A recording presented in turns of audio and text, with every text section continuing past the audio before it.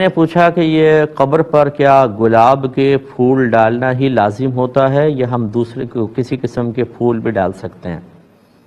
دیکھیں، غلط فہمی کا ازالہ کر لیں کہ نبی کریم صلی اللہ علیہ وسلم ایک دفعہ دو قبور کے پاس سے گزرے،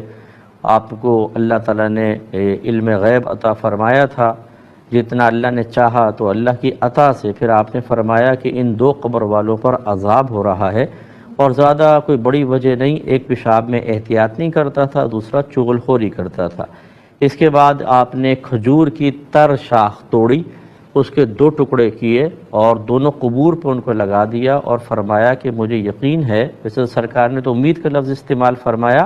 لیکن سرکار کی امید یقینی ہوتی ہے، کیونکہ امید میں تو شک ہوتا ہے اور نبی کو بذریعہ وحی پتہ چلتا ہے، اس لیے اس میں ایسا نہیں ہوتا۔ تو وہ عاجزی کے لیے یا عربوں کے اسلوب کے اعتبار سے یہ لفظ استعمال کر لیتے ہیں، ترجمہ یقین والے کرنا چاہیے۔ تو آپ نے شاید فرمایا کہ مجھے یقین ہے کہ جب تک یہ شاخیں تر رہیں گی ان قبر والوں کے عذاب میں تخفیف رہے گی۔ تو اس سے ایک نتیجہ نکالا فقہا نے کہ اس کا مطلب یہ ہوا کہ جب تک کوئی چیز تر رہتی ہے وہ اللہ تبارک و تعالیٰ کا ذکر کرتی ہے، یہی اس کے عذاب میں تخفیف کا سبب بنے گی۔ پھر یہ تھوڑا سا ماحول بدلا، اب کہاں سے شاخیں توڑ توڑ کے ڈالتے، تو لہٰذا یہ پھول ڈالنے کا، خصوصاً ہمارے ہندوستان پاکستان میں پھول ڈالنے کا رواج جاری ہوا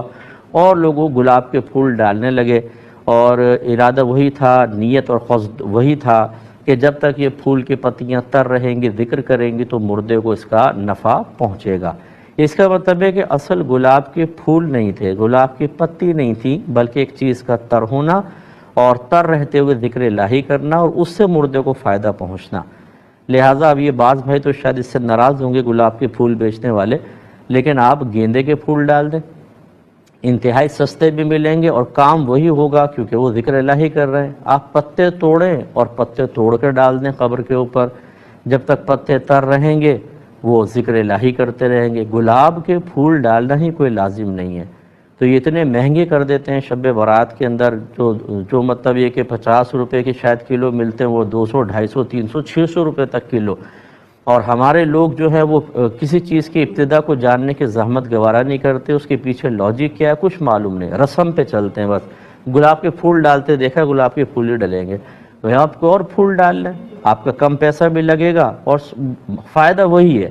تو امید ہے کہ آپ بات سمجھ گئے ہوں گے۔ ایک یہ کہتے ہیں کہ آپ نے بتایا تھا کہ فرض کی تیسری اور چوتھی رکعت میں قراءت نہیں ہوتی،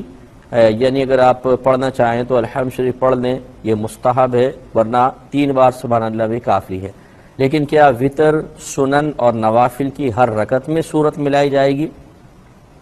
بالکل ملائی جائے گی، اور دیکھیں یہ ایسے بنیادی مسائل ہیں کہ یہ تو آپ کو پوچھتے ہی نہیں چاہیے۔ یہ تمام سننے والوں سے گزارش ہے کہ آپ ذاتی طور پر کوشش کر کے پوری نماز کو اچھی طریقے سے اور دیگر ضروری مسائل کو بھی سیکھتے رہیں۔ یہاں پہ بھی آپ کویسچن کر سکتے ہیں، لیکن صرف ہمارے بتائے ہوئے نماز یا وضو سے متعلق 1-2 کویسچنز کے آنسرز جو ہیں وہ آپ کے لیے فرض علوم کے حصول کے لیے یقیناً ناکافی ہیں، باقاعدہ علم سیکھنا ہوگا۔ تو بہرحال آپ نے کویسچن کر لیا تو ہم جواب دے رہے ہیں کہ سنن ہوں یا نوافل ہوں، اور سنتوں میں غیر موقدہ ہوں یا موقدہ ہوں، اسی طرح وطر، ان سب میں ہر رکعت میں الحمد شریف بھی پڑھی جاتی ہے اور اس کے ساتھ سورت بھی ملائی جائے گی، دونوں واجب ہیں۔ جبکہ فرض میں صرف پہلی 2 رکعتوں میں قراءت واجب ہے، اس اعتبار سے کہ الحمد بھی پڑھیں گے آپ اور سورت بھی پڑھیں گے، اور تیسری اور چوتھی میں صرف الحمد کا پڑھنا مستحب ہے، یعنی افضل ہے۔ اگر آپ الحمد کے ساتھ جان بوجھ کے سورت ملا لیں تب بھی گناہ نہیں ہے، نہ سجدہ سہو ہے، اور اگر آپ نہ الحمد پڑھیں نہ آپ سورت پڑھیں بلکہ 3 بار سبحان اللہ سبحان اللہ سبحان اللہ بھی کہہ لیں، یہ بھی کافی ہے، لیکن الحمد شریف پڑھنا مستحب اور افضل ہوتا ہے۔